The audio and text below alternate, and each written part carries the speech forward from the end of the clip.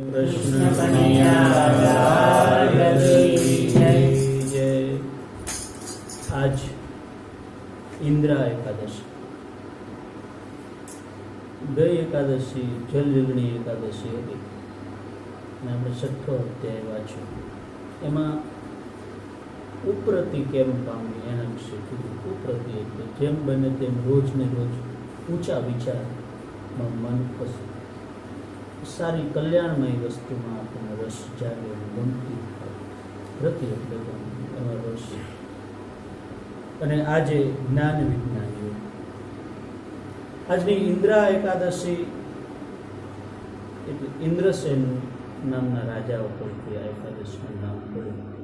આમ તો પિતૃ એકાદશી પણ કહેવાય અને ઇન્દ્રા એકાદશી પણ. ઇન્દ્રસેન રાજાના પિતા 11નું વ્રત કરતા અને એક 11ના વ્રતમાં કંઈક એને ભૂલ આવી અને એને યમપુરીમાં નિવાસ થયો. નારદ મુનિ જ્યારે યમપુરીમાં ગયા ત્યારે એને સંદેશો આપ્યો કે જઈને તમે ઇન્દ્રસેનને કહો. અને ઇન્દ્રસેને એમને પછી એમની પાછળની ક્રિયા કરી એટલે ઇન્દ્રા એકાદશી એવું કહેવાય. પછી એકનાથ બહુ મોટા સંત થઈ ગયા હતા. એકનાથ એમના ઘેર શ્રાદ્ધ હતું. જો આપણે ઘણી વખત આપણે કંઈક વસ્તુ લઈને બેસી રહીએ ને એની પાછળ બે વસ્તુ સાચી છે કે ક્રિયા કરવી અને ક્રિયા પાળવી તટસ્થતા એ બહુ જરૂરી છે. પણ ઘણી વખત સંજોગો એવા ઊભા થાય તો ન્યાય ખરેખર કોને આપવો? યા એકનાથ જે સંત થયા એની કથામાં છે. તેમના ઘેરે શ્રાદ્ધ એટલે બરોબર બ્રાહ્મણો ભોજન કરાવવાનું હતું. બ્રાહ્મણોને આમંત્રિત કર્યા હતા બ્રહ્મ ભોજન કરાવવાનું. અને એવા સમયે ત્યાંથી એમના ઘરના આંગણાની પાસેથી જે ભિખારીઓ ભૂખ્યા ત્યાંથી નીકળ્યા અને એમણે જ્યારે આ સુગંધિત દ્રવ્યોની સુગંધ એમને આવી એટલે એમને મનમાં ભૂખ વધારે જાગી અને એને એમ થયું કે આપણને ખાવા અત્યારે આપે તો કેવું સારું. એટલે બીજા ભિખારીએ એમ કીધું કે ભાઈ એ આપણને નહીં આપે તો બ્રાહ્મણો માટે છે. આપણે અહીંયા બેસીને રાહ જોઈએ, બ્રાહ્મણો જમીન જતા રહેશે પછી કંઈ વધશે તો આપણને આપશે. હવે આ બંનેની જે વાર્તાલાપ થાય છે ભિખારીઓનો ભિક્ષુકો એ વાર્તાલાપ એકનાથને સંભળાય છે. એટલે એકનાથને એમ થયું કે બિચારા ભૂખ્યા છે તો હું એમને ખાવા આપી દઉં તો કેમ થાય? એક બાજુ શ્રાદ્ધ. હવે જો ભિખારીને આપેલું તો બ્રાહ્મણોને ખવડાવાય નહીં. પછી એમણે એમના ધર્મપત્ની ગિરિજાને કીધું. એટલે ગિરિજા કે તમને મારા ઉપર વિશ્વાસ નથી, તમે જમાડી દો, હું બ્રાહ્મણોને બીજું મનાવી દઈશ. હવે એ જે બ્રહ્મ ભોજન માટે જે બનાવેલું ભોજન હતું એ ભિખારીઓને જમાડી દીધું. પછી બીજું તો બ્રાહ્મણો માટે તો બીજું બનાવવાનું જ હતું. પણ એ વાતની ચર્ચા ગામમાં એટલી બધી ઝડપથી પ્રચરી બ્રાહ્મણોના કાન ઉપર ગઈ અને બ્રાહ્મણોને રોષ થયો કે અમને મૂકીને પેલા ભિખારીને જમાડી દે, બ્રાહ્મણને જમાડી દે. હવે ત્યાં એકનાથની ઘરે જમવા જ કોઈને નથી જવાનું અને કોઈને જવા પણ નથી દેવાનું. આ બાજુ હરખે હરખે એકનાથ બ્રાહ્મણો માટે રસોઈ બનાવે છે. પતિ પત્ની રસોઈ તૈયાર થઈ ગઈ. બ્રાહ્મણોને કહેવાના સમાચાર મોકલવાની તૈયારી. ત્યાં તો ઉહાપો બધો ઘર પાસે આવી ગયો અને બ્રાહ્મણોએ સંગઠન કરીને એવું નક્કી કર્યું હતું કે 2 બ્રાહ્મણોને ત્યાં ઊભા રાખી દે. બીજો કોઈ પણ બ્રાહ્મણ એના ઘરે જમવા જવો જોઈએ નહીં. હવે એકનાથ મુંજાયા. સંત બિચારા શું કરે? બાયણા બંધ કરીને એણે ભગવાનને પ્રાર્થના કરી, પોતાના પિતૃઓને પ્રાર્થના કરી કે આજ હું તમારી પાછળ અને ગામના પિતૃઓનું શ્રાદ્ધ કરવાનું બધાનું બરોબર. તો એવા સમયે આજે આ સંજોગો ઊભા થયા, મારાથી આ પાપ થઈ ગયું કે મેં ભિખારીઓને ખાવાનું ખવડાવ્યું. હવે એ આર્તને પ્રાર્થનાને સાંભળી અને એમના પિતૃઓ તો સાક્ષાત આવ્યા પણ જે બ્રાહ્મણોના પિતૃઓ હતા એ પણ, ગામના જે બ્રાહ્મણોના પિતૃઓ હતા એ પણ અને અંદર પંગત લાગી ઘરમાં. ત્યારે શ્લોક બધા એનાથી બ્રાહ્મણો શરૂઆતના શ્લોકો બોલે એ બધા શ્લોક ચાલુ થયા કે બ્રાહ્મણો બહાર ઊભા છે, પહેરેદારોએ વિચાર કરે કે આ બધું થયું કોણ છે અંદર? અમે અહીંયા બેઠા છીએ, કોઈને અમે જવા દીધા નથી અને આ કેમ? ત્યારે કોઈ એ લોકોએ જે પહેરેદાર બ્રાહ્મણો હતા એમણે બાયણાની બારીમાંથી જોયું તો કે ઓહો, આ તો અમારા બાપ દાદાઓ બધા છે. પછી ગામમાં જાણ કરીને ગામના બધા બ્રાહ્મણોએ આવ્યા, તપાસ કરી. પછી બધા એકનાથના ચરણે પડ્યા કે અમે તમને ઓળખી મને ગયા. વાત કહેવાનું એ છે કે ઘણી વખત આપણી સામે કોણ છે એ વસ્તુ મહત્વની તો છે જ, પણ આર્ત કોણ વધારે છે, જરૂરિયાત કોને વધારે છે. આપણે કહીએ ને સુપાત્ર ને દાન, તો સુપાત્ર કઈ બાજુથી આપણે જોઈએ છે એના ઉપર વધારે આધાર. મેન તો કોને જરૂરિયાત વધારે છે એ સુપાત્રતા. પછી જે વૈદિક રીતે કર્મવાહિક રીતે આપણે જોઈએ કે તુલસીદાસજીએ તો ભાઈ બીમાર હરિજનને પાણી પાયું હતું ત્યારે એના ગુરુએ એમ કીધું હતું કે જોઈ તને પહેલાં ભગવાન મળે કે મને નહીં, પણ એને મળ્યા. નરસિંહ મહેતા હરિજન વર્ષમાં ભજન ગાવા ગયા હતા, એને ભગવાન મળ્યા. મીરાબાઈ એક સમાજને ગુરુ બનાવ્યા રોહિદાસને, એને ભગવાન મળ્યા. તો ભક્ત કોટીમાં અને વૈદિક કોટીમાં બેમાં ફેર છે. ભક્તને વેદની જરૂર નથી, પણ વેદને ભક્તિની જરૂર છે. ભક્ત સમુદાય છે વેદોથી ની ઉપર છે. કદાચ આ 7મા અધ્યાયમાં આવશે, કેમ કે એ ડાયરેક્ટ છે. ભક્તને ડાયરેક્ટ ઈશ્વર સાથે લાઈન છે, એટલે વેદથી ને ઉપર છે ને. વેદ તો ઈશ્વરે બનાવેલા છે, પછી ને ઋષિઓએ. આપણે ગયા 6થા અધ્યાયમાં હતું ને કે ભાઈ એ વેદોથી પણ ઉપર છે. તો આજ ગીતા અધ્યાય 7મો અધ્યાય 7મ અધ્યાય જ્ઞાન વિજ્ઞાન યુગ, બરોબર. બાલકૃષ્ણ કનૈયા શ્રી ભગવાન વાસ. મયા સક્ત મનાઃ પાર્થ યોગમ યુજન્મદાશ્રયઃ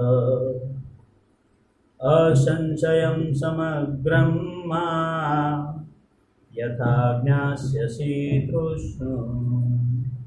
ભગવાન કહે છે કે હે પાર્થ.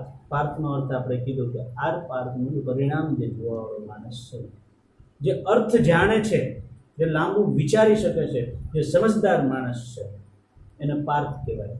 એ પાર્થ એટલે આર પારદર્શક માણસ જે છે, જે આની પછી હું થવાનું છે એ અર્થ જે જાણવાવાળો છે એનું નામ પાર્થ છે.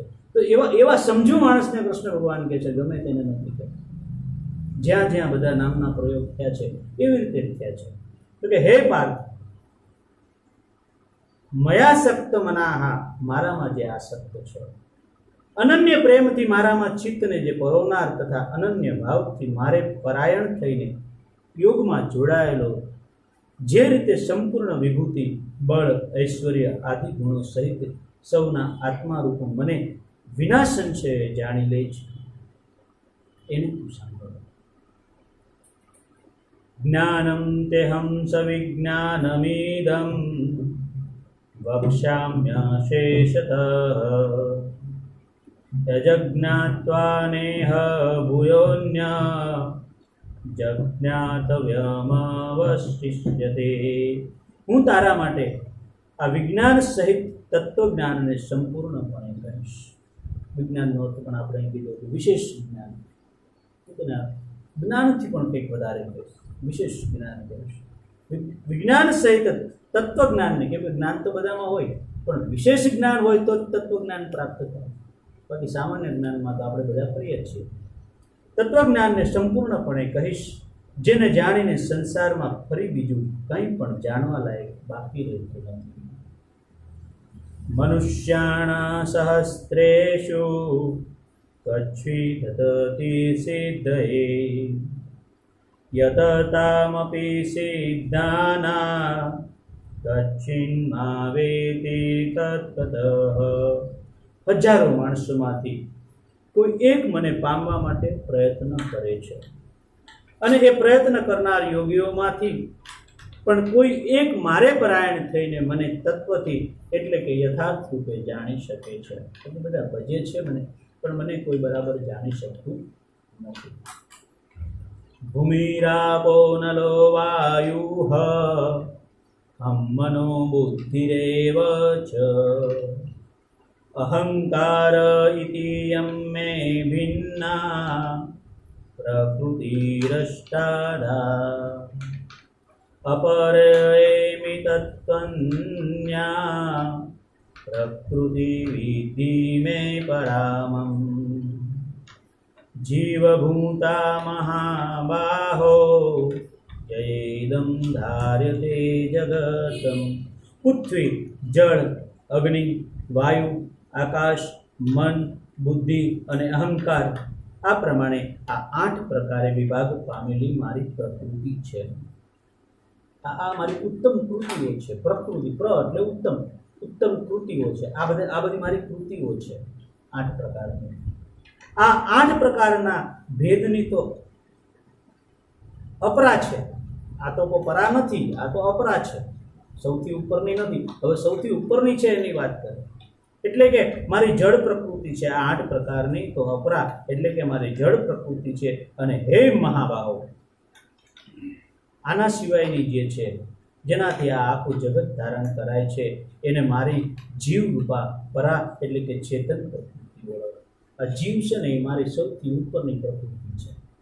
આ જીવની જે મેં રચના કરી એ સૌથી ઉચ્ચ છે એટલે એને પરા કહે કે આ મારી પ્રકૃતિ છે, આ મારી કૃતિ છે પણ પરા છે. અને આ મારી જીવ રૂપા પરા એટલે કે ચેતન પ્રકૃતિને તું હવે ઓળખ.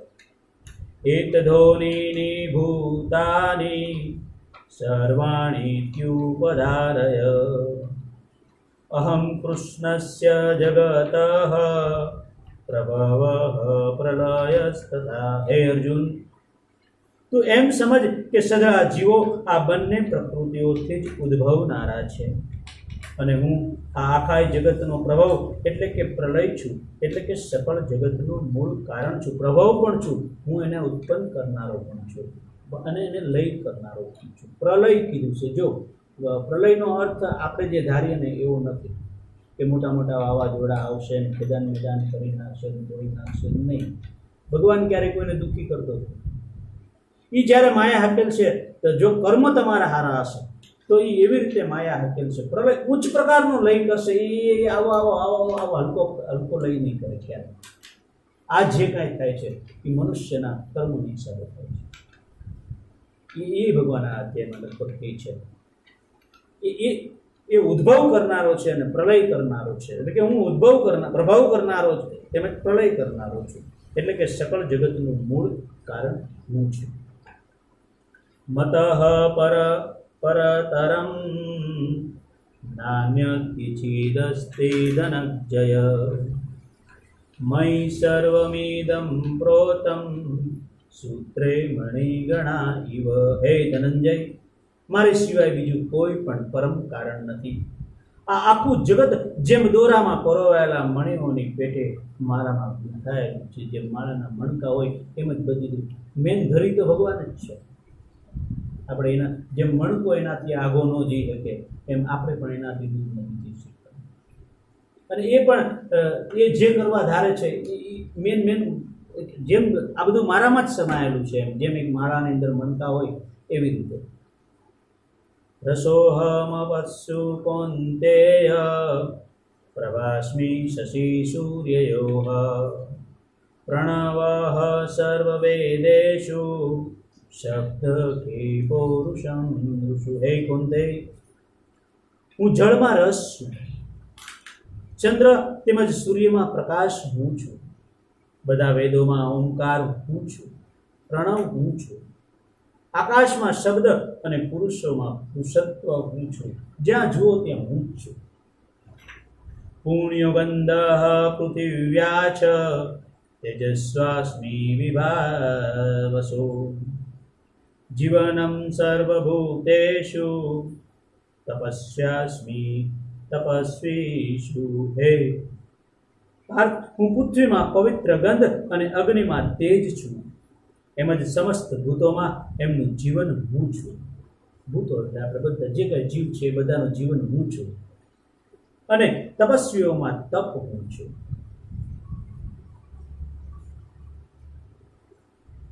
અહીંયા પવિત્રનો અર્થ ટિપ્પણીમાં લખ્યો છે કે શબ્દ સ્પર્શ રૂપ રસ ગંધ વડે આ પ્રસંગે એમના કારણ એવી તન્માત્રાઓનું ગ્રહણ કરવાનું છે.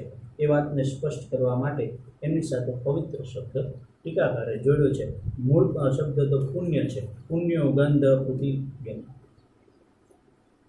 બીજમ્મા સર્વભૂતાના વિદ્ધિ પાર્થ સનાતનમ બુદ્ધિર્બુદ્ધિમતામસ્મિ તેજસ્તેજસ્વિનામહમ. હે પાર્થ, તું સર્વ જીવોનું સનાતન બીજ મને જ જાણ. આ જે કાંઈ જીવો ઉત્પન્ન થાય છે એ બધા મારાથી જ થાય છે. હું બુદ્ધિમાનોની બુદ્ધિ અને તેજસ્વીઓનું તેજ છું. કોઈ એમ કે કોઈ હું બુદ્ધિશાળી છું તો એ વાતમાં મારી નથી. એ દેનારો પણ એ છે ને લેનારો પણ એ જ છે. બલમ બલવંતા ચાહમ કામરાગ વિવર્જિતમ ધર્મા વિરુદ્ધો ભૂતેષુ કામોસ્મિ ભરતર્ષભ. હે ભરતવંશીઓમાં શ્રેષ્ઠ, હું બળવાનોનું આસક્તિ તથા કામનાઓ વિનાનું બળ એટલે કે સામર્થ્ય હું છું. અને સૌ જીવોમાં ધર્મને અનુકૂળ એટલે કે શાસ્ત્રને અનુકૂળ કામ હું છું. આમાં ટીકાકારે બહુ ચોખ્ખોથી લખ્યું છે, પણ ઉપર શબ્દનો અર્થ કરતાં થોડું એવું લાગે છે કે કદાચ એવું નહીં હોય. વિરોધીઓમાં પણ હું એવું છું. આગળની ટીકાઓ જતાં આપણને એવું લાગે છે. જો બલમ બલવંતા ચાહમ કામરાગ વિવર્જિતમ, એ તો બરાબર આવે છે. પછી અહીંયા શબ્દ છે ધર્મા વિરોધો ભૂતેષુ કામેસ્મી ભરતર્ષભ. જે ધર્મથી વિરોધીઓ હોય એને કામ વધારનારો પણ હું છું. કેમ કે કામ વધે તો જ એનો ધર્મ બગડે, ધર્મ બગડે તો જ એનો નાશ. જ્યાં જ્યાં આપણે આગળના દ્રષ્ટાંતો જોઈએ તો નારદ મુનિએ આવીને એ જ કર્યું છે. પંચ પાપ કરતો અટકી જતો હતો, ત્યાં આવીને એને કમળનું ફૂલ બતાવ્યું કે આમાંથી આઠમું કયું. નહીં તો 6 છોકરાઓને છોડી દેવા તૈયાર હતો. પણ જો એનું પાપ વધે નહીં તો ભગવાનની તાકાત નથી એને મારી. પાપ ભરાય તો જ એનો નાશ થાય. આપણે પહેલા વખત ઘણી વખત વેદોમાં વાર્તાઓ વાંચીએ કે ભાઈ તો મુનિ શ્રાપ આપે કે તું રાક્ષસ થઈ જાય. તો રાક્ષસ થઈ જાય તો આપણે ઘણી વખત ચર્ચા થઈ કે સારી વાત છે ને, રાક્ષસ થઈ જાય તો ગમે એને બાંધવામાં ભોગી જાય, ગમે ત્યાં ત્રાસ કરી શકીએ, ગમે તે ખાઈ પી શકીએ, ગમે તે તો આનંદ થઈ જાય. પણ એમ નહીં, રાક્ષસ થઈ જાય એટલે તારી વૃત્તિ રાક્ષસની થઈ જાય તો જ તારા પાપનો ઘડો ભરાય. અને તારા પાપનો ઘડો ભરાય તો જ ફૂટે, તો જ તારો નાશ થાય. નકર ત્યાં સુધી તારો નાશ થાય નહીં. એટલે એમ કે તું રાક્ષસ થઈ જાય. એટલે અહીંયા કદાચ એવું પણ હશે કે બધામાં હું જ છું. હે છેવ સાત્વિકા ભાવા રાજસાસ્તામશાશ્વયે મત એવેતે તાન વિદ્ધિ ન ત્વહમ તેષુ તે મયી. અને વળી જે સત્વગુણમાંથી ઉદ્ભવતા ભાવો છે એમ જ જે રજોગુણથી અને તમોગુણથી થતા ભાવો છે તે બધાને તું મારાથી જ થનારા છે એમ સમજજો. આ એનો જવાબ આવી ગયો. નગર એમ નો કે તમસ ગુણમાં હું નથી એમ કહે ને ભગવાન. ધર્મ વિરોધીઓમાં ન હોય તો તમસ ગુણમાં પણ ન હોય, પણ ત્રણ ગુણમાં છે. રાજસ ગુણમાં પણ છે, સાત્વિક ગુણમાં છે અને તમસ ગુણમાં પણ છે એમ સમજ. એમ હોવા છતાં પણ વાસ્તવમાં એમનામાં હું કે તેઓ મારામાં નથી. આ બધું છે ખરું, પણ છતાંય હું એકેયમાં છું નહીં. ત્રિવિર્ગુણમયૈર્ભાવૈર્વેહ સર્વમિદં જગતમ મોહિતમ ના વિજાનાતિ મામેભ્ય પરમવ્યયમ. ગુણોના કાર્યરૂપ સાત્વિક, રાજસ અને તામસ એવા આ 3 પ્રકારના ભાવોથી આ આખો પ્રાણી સમુદાય મોહ પામી રહ્યો છે. માટે જ આ 3 ગુણોથી પર એવા મુજ અવિનાશીને નથી ઓળખી શકતો. કેમ કે આ 3 ગુણોમાં જ રચોપચો રહે છે માણસ. આનાથી ઉપર જાય તો મને ઓળખી શકે. એના વિશે તો આપણે ઘણી વખત ચર્ચા કરી 3 ગુણો પર.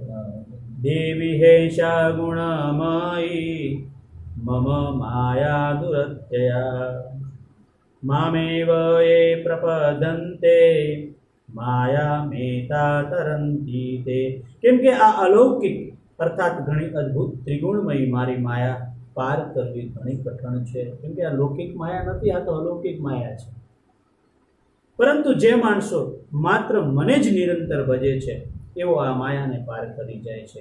એટલે કે સંસાર સાગરને તરી જાય છે, સતત ભગવાનને ભજે છે, સતત ભગવાનના કાર્યો વિશે ચિંતન કર્યા કરે છે, ભગવાનની રચના વચ્ચે ચિંતન કર્યા કરે. ભજવાનો એક અર્થ વધારે તો આ જ થાય. ખાલી ગાવું કરતાં ગાતા ગાતા પછી ભગવાને આ સૃષ્ટિની રચના કામ કરી, કેમ કરી, કેવી રીતે એમાં રહેવું, એના કાયદા કાનૂનોમાં કેમ રહેવું, એ જે ભજી શકે છે એ પછી ધીમે ધીમે અવિનાશીને ઓળખી જાય છે.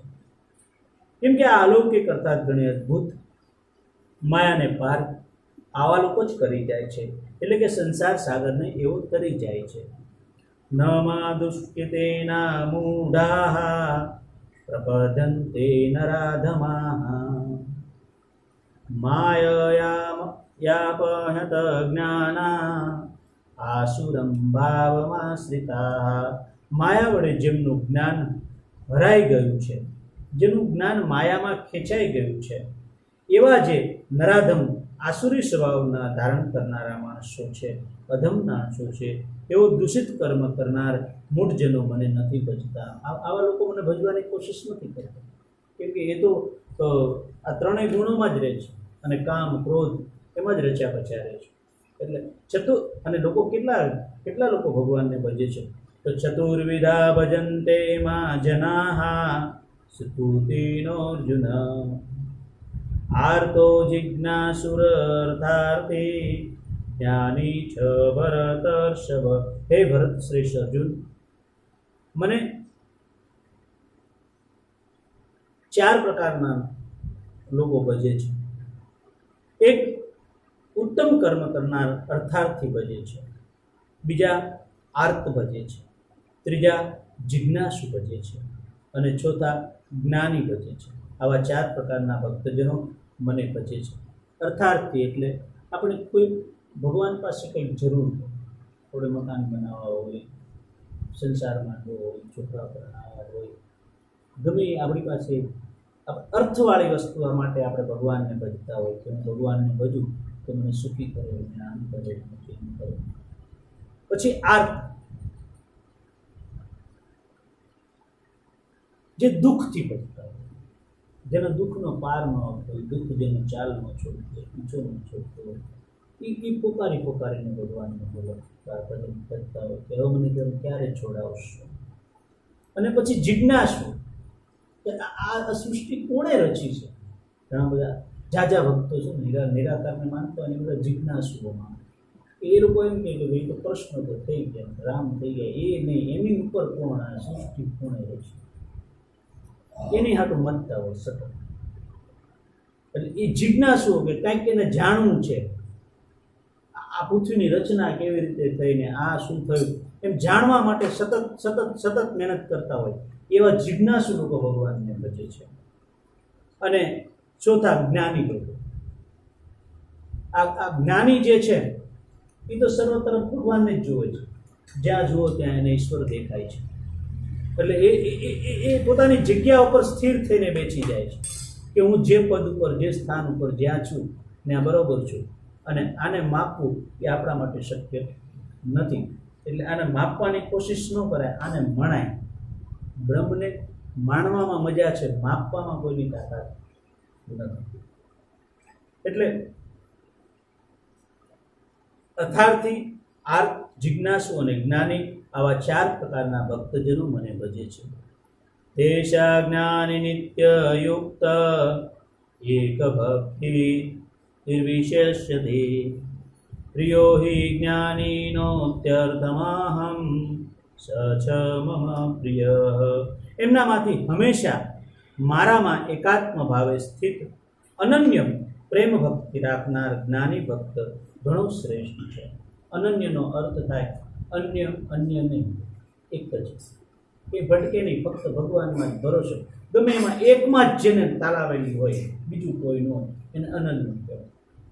એટલે કે અનન્ય પ્રેમ ભક્તિ રાખનાર જ્ઞાની ભક્ત ઘણો શ્રેષ્ઠ છે. કેમ કે મને તત્વથી ઓળખનાર જ્ઞાનીને હું અત્યંત પ્રિય છું અને એ જ્ઞાની મને અત્યંત પ્રિય છે. ઉદારાઃ સર્વ એવેતે જ્ઞાની ત્વાત્મેવ મે મતમ આસ્થિતઃ ચ હિ યુક્તાત્મા મામેવાનુતમાગતિમ. આ બધાય ભક્તો ઉદાર છે, એટલે કે બધાય શ્રેષ્ઠ છે, પણ છતાંય એ સર્વમાં જ્ઞાની મને સાક્ષાત મારું સ્વરૂપ હોય એવું જ લાગે છે. કેમ કે ભગવાન આખી પોતાની સૃષ્ટિ જ છે, એટલે પોતાને જ માને છે, અને જ્ઞાની પણ એ બધાને પોતાનું જ માને છે કે આ જે છે આત્મા છે એ પરમાત્મા છે, અને ઈશ્વરે એમાં બધામાં ઈશ્વરનો વાસ છે, એટલે બધા જ ઈશ્વર છે. હું પણ ઈશ્વર છું, અને સામેવાળા છે એ પણ ઈશ્વર છે. એનો ખુલાસો આગળના અધ્યાયમાં આવશે કે તમે છો ઈશ્વર એટલું સમજવું ક્યાં સુધી સમજવું. ઘણી વખત શું હોય કે ઘણા લોકો પછી પોતાને જ ઈશ્વર સમજી લે, સામેવાળા બધા બંધ, એટલે ત્યાં લોચો પડી જાય. એ આગળના અધ્યાયમાં એની ચોખવટ લગભગ છે. આ બધાય ભક્તો ઉદાર છે, શ્રેષ્ઠ છે, છતાંય એ સર્વમાં જ્ઞાની તો સાક્ષાત મારું સ્વરૂપ છે એવો મારો મત છે. કેમ કે એ મારામાં જ મન તથા બુદ્ધિ રાખનાર જ્ઞાની ભક્ત અતિ ઉત્તમ ગતિ સ્વરૂપ એવા મારામાં જ સમ્યક રીતે સ્થિત છે. બહુના જન્મના મંતે જ્ઞાનવાનમાં પ્રપદ્યતે વાસુદેવ સર્વમિતિ ચ મહાત્મા સુદુર્લભ. ઘણા જન્મો પછીના અંતિમ જન્મમાં તત્વજ્ઞાન પામેલો માણસ સર્વ કાંઈ વાસુદેવ જ છે એવા ભાવે મને ભજે છે. એ મહાત્મા ઘણો દુર્લભ છે. જો એક અહીંયા પદ બતાવ્યું છે કે આવો ભાવ ક્યારે,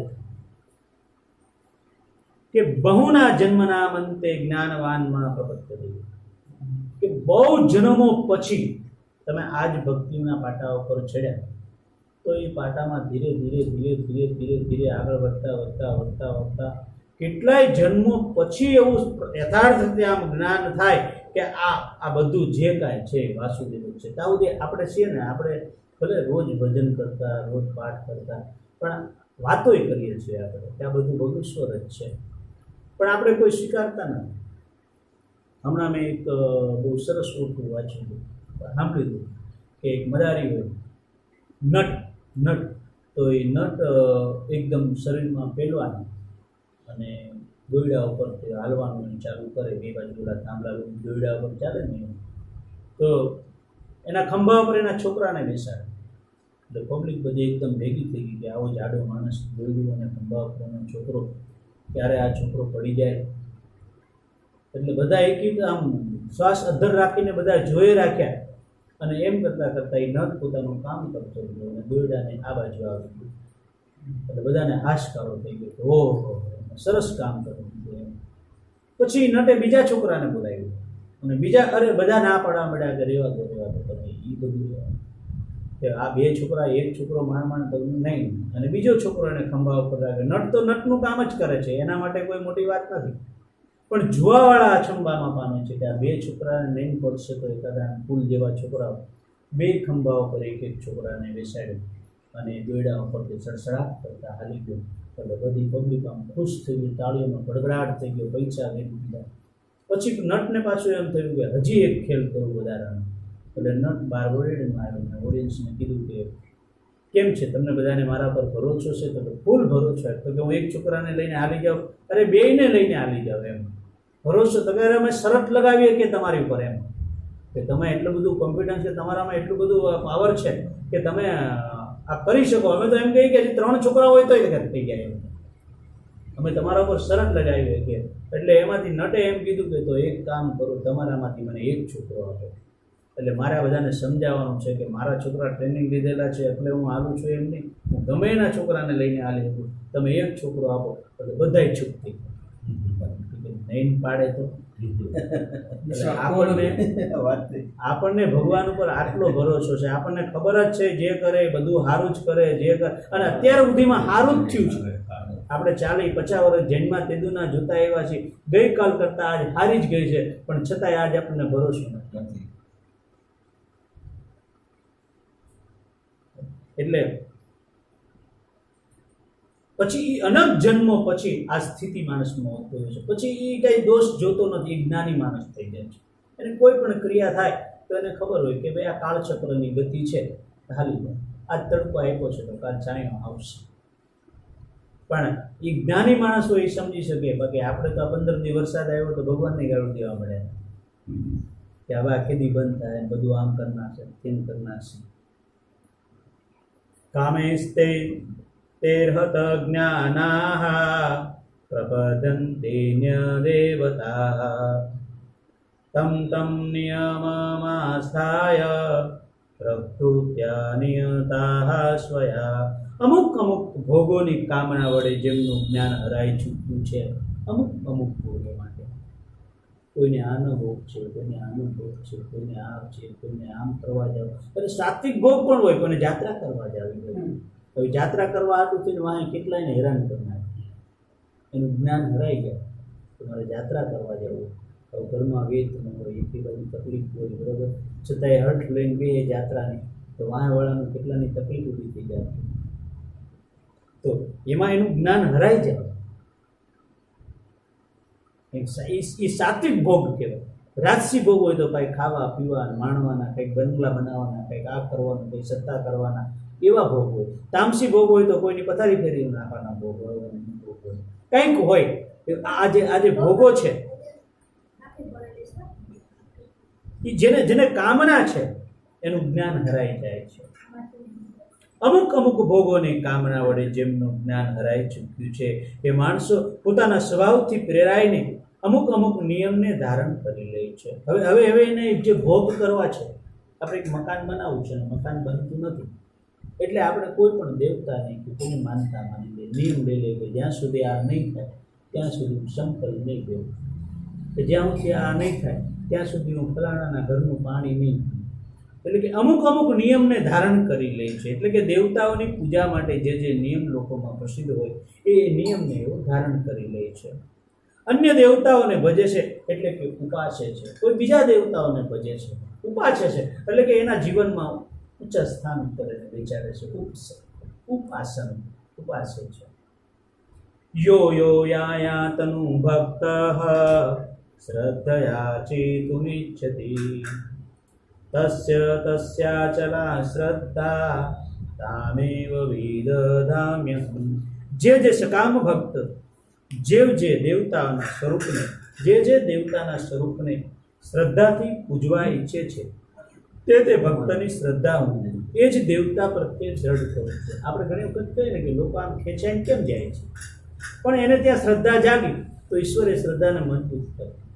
એના બે કામ થઈ જાય, બે આમ પ્રત્યે જોડવા મળે, બરોબર. એટલે માણસ એ બાજુ ખેંચાતો જાય. પણ એ ક્ષણિક છે. કોઈ પણ દેવતા તમારું કાર્ય કરે, તમને દીકરો આપે તો દીકરો એ ક્ષણિક છે. જીવન પછી આપણે હારે નથી આવવા. એટલે આધ્યાત્મિક ભાષામાં કહીએ તો એ ક્ષણિક છે. એ આત્માના કલ્યાણ માટે હારે નથી આવવા.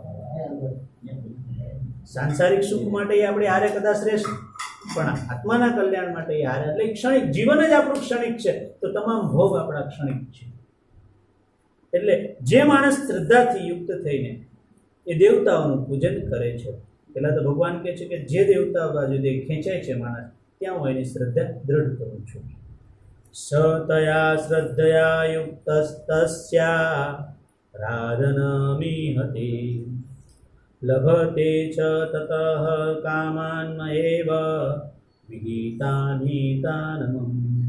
એ માણસ એ શ્રદ્ધાથી યુક્ત થઈને દેવતાઓનું પૂજન કરે છે અને એ દેવતા પાસેથી મારા વડે જે વિધાન કરેલા એ ઈચ્છેલા ભોગોને નિસંદેહ પામે છે. એ બધું નક્કી કરેલું તો મારું જ હોય છે.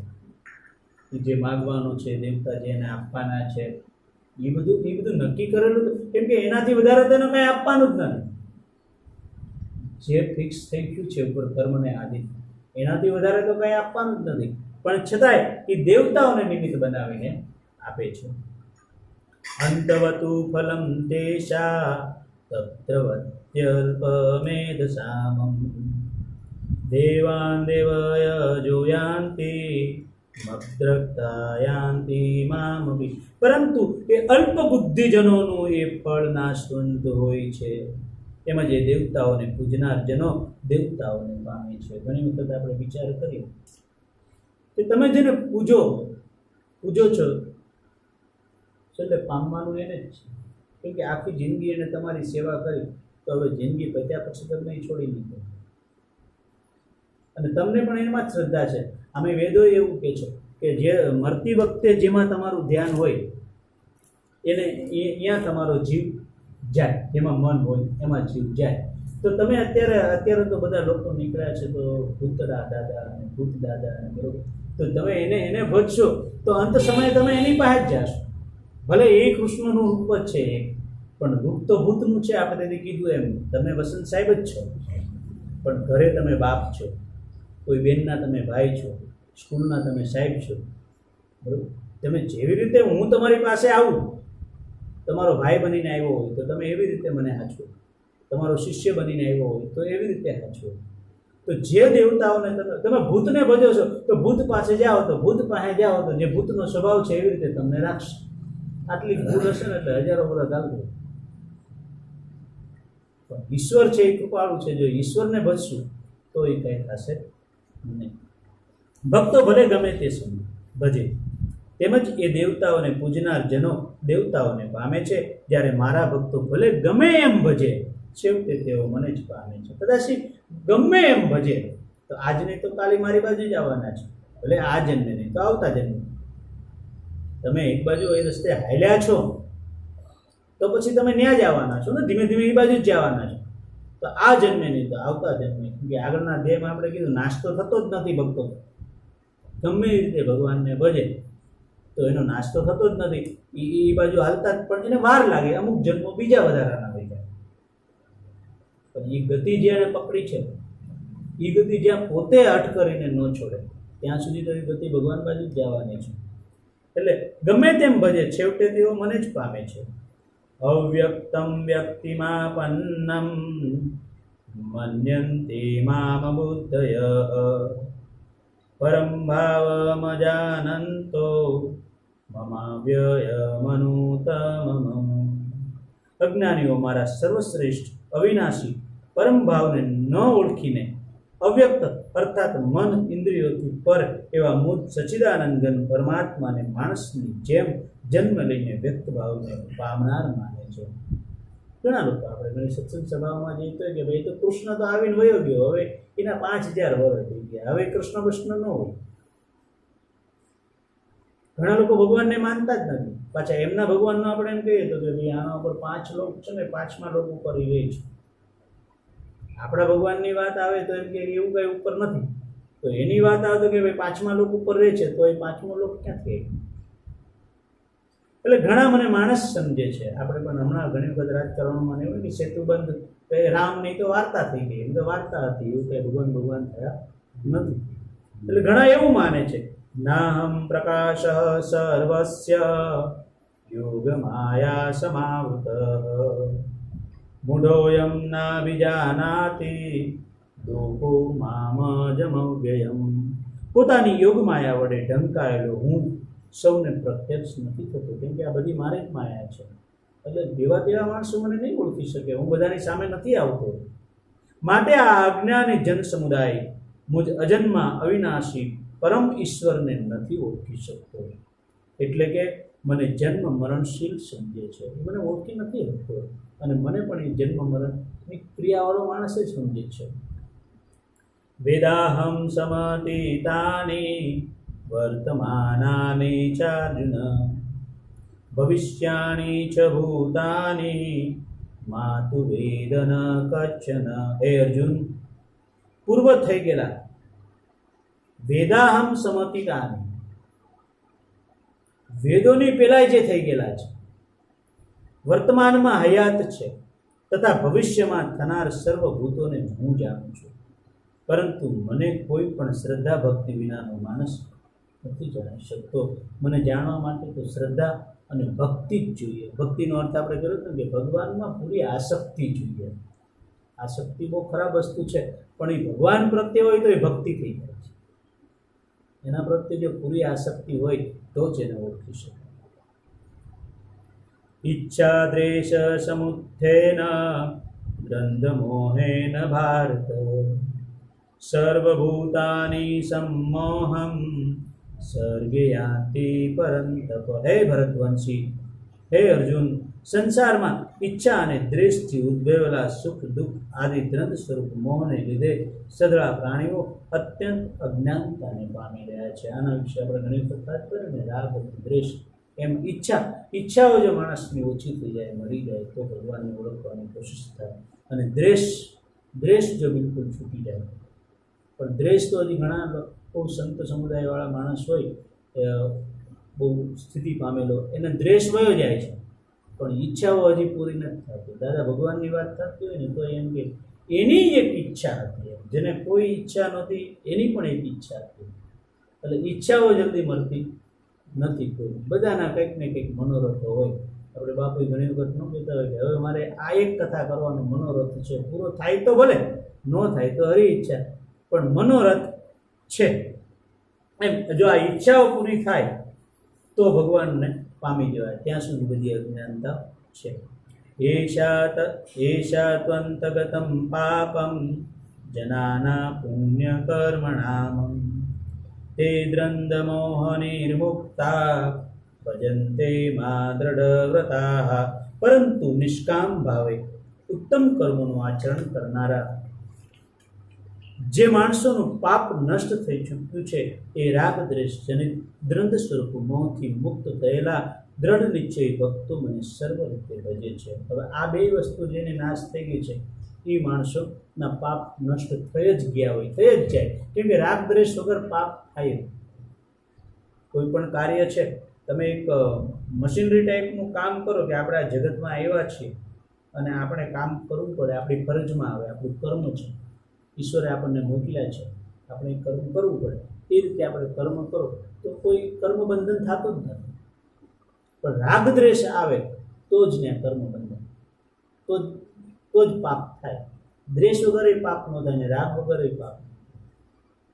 આ બે વસ્તુનું હોય તો પાપ કરવા જવું ક્યાં, પાપ થાય જ નહીં. બાકી જે બધું થાય એ યોગે થાય, યોગે કરીને થાય. એવા યોગ ઊભા થાય અને જે કરવું પડે એ કરવું પડે. જેમ ભગવાન બુદ્ધને એક વખત માંસાહાર કરવો પડે તો પણ યોગ ઊભો થયો. બરાબર. અને એની પાછળ જે બધા કરે છીના બધા, એ બધું પાપ. કેમ કે બોલાય તો યોગ એવો ઊભો થયો ને એને કર્યો. સાપનું જે માંસનું પેલું એના કપરમાં આવીને પડ્યું, એનો નિયમ હતો કે જે કપરમાં આવી ખાવું. ઘણી વખત એને વિચાર્યા પછી એવું નક્કી કર્યું કે નિયમને ધ્યાનમાં આપો ને યોગ છે, બરાબર છે. અને એણે એ ગ્રહણ કર્યું. પણ વાહ્યા બીજા બધા લાગી ગયા, એનું શું? આ બધું પાપ. એટલે રાગદ્વેષ વગર જે કાંઈ, રાગદ્વેષ ન હોય તો પાપ થાય જ નહીં. એટલે પાપ જેનું નષ્ટ થઈ ગયું છે, રાગદ્વેષ જેને દ્રંદ સ્વરૂપ મોહથી જે મુક્ત થઈ ગયો છે, જે નિશ્ચય દ્રઢવાળો છે, જેને એક જ નિશ્ચય છે કે આપણે ભગવાનને પામવા છે અને ભગવાનના કાયદામાં આપણે રહેવું છે, તો એ મને સર્વ રીતે ભજે છે. જરા મરણ મોક્ષાય મામાશ્રિત્ય યતંતિ તે બ્રહ્મ ત્રદેન્દોહ કૃષ્ણમધ્યાત્મ કર્મ ચાખિલમ. જેઓ મારે શરણે થઈને જરા અને મરણમાંથી છૂટવા માટે પ્રયત્ન કરે છે. જરા એટલે જન્મ, જરની વચ્ચેથી આપણે જે આપણું જે પોષણ થાય છે એના હિસાબે જરા શબ્દ બધા સોંપાયો છે. એટલે કે જરા એટલે જન્મ, એટલે જન્મ મરણમાંથી જે છૂટવા માટે પ્રયત્ન કરે છે એ માણસો એ બ્રહ્મને, સમગ્ર આધ્યાત્મને તેમજ સંપૂર્ણપણે કર્મને ઓળખી લે છે. અને કર્મને ઓળખી લે એ છૂટી શકે. જ્યાં સુધી જેમ આપણે સરકારી કાયદાઓમાંથી જ્યાં સુધી આપણે બંધારણને આપણે સમજીએ નહીં ત્યાં સુધી આપણે આમાંથી મુક્ત રહીએ નહીં. કોઈ આપણા દેવતા હોય, કોઈ નેતા હોય, કોઈ મોટા ભાઈ હોય, બરાબર, એની કૃપાથી આપણે હાલી એ વાત અલગ છે. પણ જો નિર્લેપ રહેવું હોય અને વ્યવસ્થિત રીતે જીવન જીવવું હોય તો બંધારણને આપણે કાયદાઓને સમજવું પડે. એમાં ઈશ્વરનું જે બંધારણ છે, એના જે કાયદાઓ છે એને સમજીને જો પછી કર્મ કરે તો બધી રીતે છૂટી જાય. હવે આધિભૂતાધિદેવમાં સાધિ અગ્નમ ચૈ વિદુહ પ્રાયાણ કાલે પીછ માતે વિદુર્યક્ષેતસ.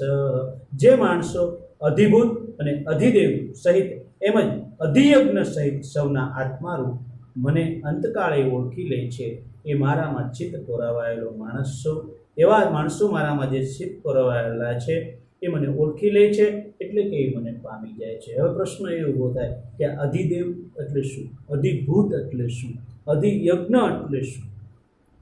હવે આ પ્રશ્ન આપણા વતી અર્જુન ભગવાન કૃષ્ણને પૂછે છે કે હે પુરુષોત્તમ, એ બ્રહ્મ શું છે? આ આધ્યાત્મ શું છે? તમે બ્રહ્મ બ્રહ્મ ક્યારે ના કરો છો, પણ બ્રહ્મ શું છે? આ આધ્યાત્મ શું છે? કર્મ શું છે? અધિભૂત શું છે? આ અધિભૂત નામથી શું કહેવાયું છે? અને અધિદેવ કોને કહેવાય છે? હે મધુસૂદન, આ પ્રસંગે અધિયજ્ઞ વળી કોણ છે અને એ આ શરીરમાં કેવી રીતે છે, તથા તમારામાં ચિત્ત પોરાયેલા માણસો વડે અંતકાળે તમે કયા પ્રકારે ઓળખી શકાવ છો? આ બધા પ્રશ્નોના જવાબ મને આપો. અને આ બધા જવાબો અધ્યાય 8માં છે, જે અક્ષર બ્રહ્મયોગ છે, એ આપણે આવતી એકાદશીએ કરીશું. આજે 7મો અધ્યાય પૂર્ણાવૃત્તિ કરીશું. ઓમ તત્સદિતિ શ્રીમદ ભગવદ્ ગીતા સુપન્ને